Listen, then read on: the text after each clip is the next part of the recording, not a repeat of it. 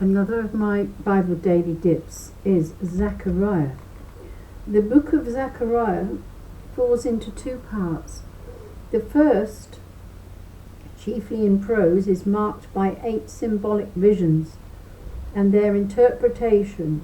It is the work of the prophet Zechariah, and it is dated 520 to 517 BC, occurring soon after the return from exile. It concentrates on the questions which concerned also Haggai, the restoration of the temple, and purity of observance. It is shot through with the hope of a royal Messiah. The second part, which I'm going to read from chapter 14, probably dates from 200 years later. Chapters 9 to 11 provide a poetic account of the messianic hope, and chapters 12 to 14 a prose prediction of the triumph of Yahweh at Jerusalem in the last days. So that's what I'm going to read. I'm going to read the whole of it. I'm not a person who just picks out lines. You need to hear the whole. And it's called the Eschatological Battle, the Splendor of Jerusalem, chapter 14 of Zechariah. Look, the day of Yahweh is coming, when the spoils taken from you will be shared out among you. For I shall gather all the nations to Jerusalem for battle. The city will be taken, the houses plundered, the women ravished. Half the city will go into exile, but the rest of the people will not be ejected from the city. Then Yahweh will sally out and fight those nations as once he fought on the day of battle. When that day comes, his feet will rest on the Mount of Olives, which faces Jerusalem on the east, and the Mount of Olives will be split in half, from east to west, forming a huge valley. Half the mount will recede northwards, the other half southwards. The valley between the hills will be filled in, yes. It will be blocked as far as Jasol. It will be filled in as it was by the earthquake in the days of Uzziah, king of Judah. And Yahweh my God will come, and all the holy ones with him. That day there will be no light, but only cold and frost, and it will be one continuous day. Yahweh knows there will be no more day and night, and it will remain light right into the time of evening. When that day comes, living waters will issue from Jerusalem, half towards the eastern sea, half towards the western sea. They will flow summer and winter. Then Yahweh God will become king of the whole world. When that day comes, Yahweh God will be the one and only, and his name the one name. The entire country will be transformed into plain, from Geba to Rimmon in the Negev.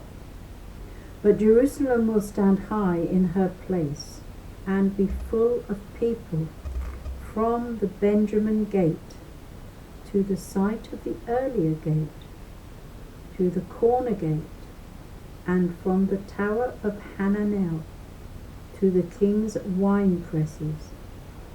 People will make their homes there. The curse of destruction will be lifted. Jerusalem will be safe to live in. And this is the plague with which Yahweh God will strike all the nations who have fought against Jerusalem. Their flesh will rot while they're still standing on their feet. Their eyes will rot in their sockets. Their tongues will rot in their mouths. And the plague afflicting the horses, mules, camels, donkeys, and all the other animals in those armies will be the same. When that day comes, a great terror will fall on them from Yahweh God.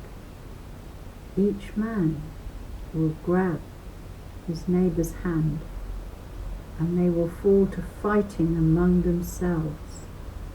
Even Judah will fight against Jerusalem.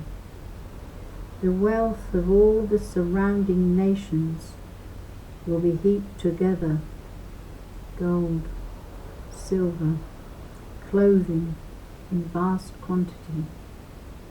After this, all the survivors of all the nations which have attacked Jerusalem will come up year after year to worship the King, Yahweh God Sabaoth, and to keep the Feast of Shelters.